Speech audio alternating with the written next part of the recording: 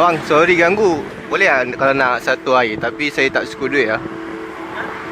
Nak satu air tapi saya tak cukup duit nak bayar. Siapa bang? Buat kali satu ni tak bayar betul Ah?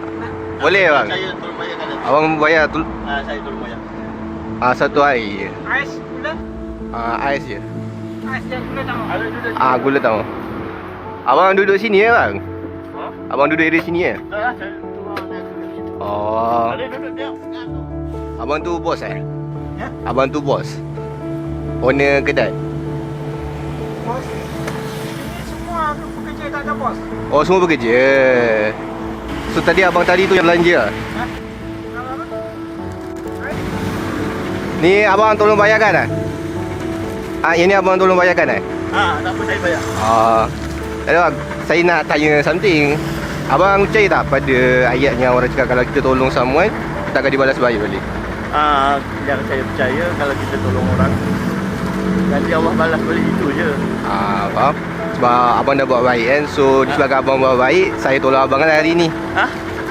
So kat sini saya ada RM500. Tahu ini memang dah ada orang yang sedekah kan. So yang ni saya tolong sampaikan je lah. Banyak sangat. Tak apa, ini tolong ikhlas. tak tahu, tapi ini memang dia untuk saya sampaikan untuk orang yang macam abang lah, ikhlas tolong. Ini takkanlah. betul lah, ini memang tahu lah, ini rezeki abang. Jangan. Tahu lah, ambil je bang, ni rezeki abang. So abang boleh buat belanja harian. Ini lah bang. Tahu lah, ambil. Tahu lah, ambil je, ambil. Ni abang punya. Abang layak bang. Ni Allah bagi rezeki Allah bang. Ada seorang tu dia sedekahkan lah. So saya tolong sampai. Tak apa.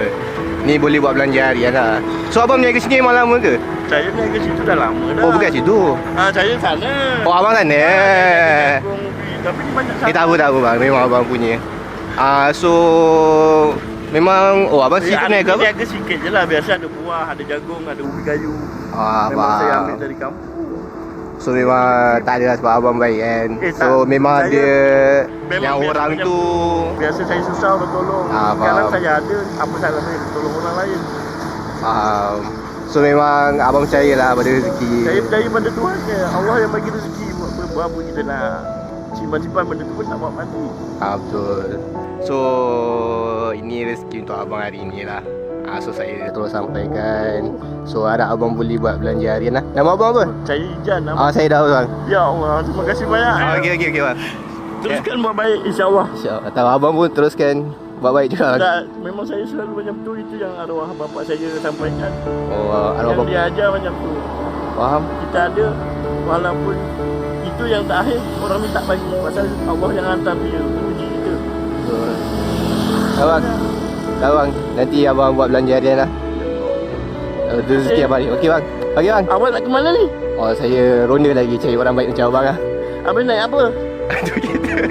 Ya Allah, ingat tak ada kenderaan saya nak hantar. Tak ada lah. Ya Allah, terima kasih. Okey bang. Boleh dah bang. Kirim salam pada orang yang baik ni. Okey boleh bang.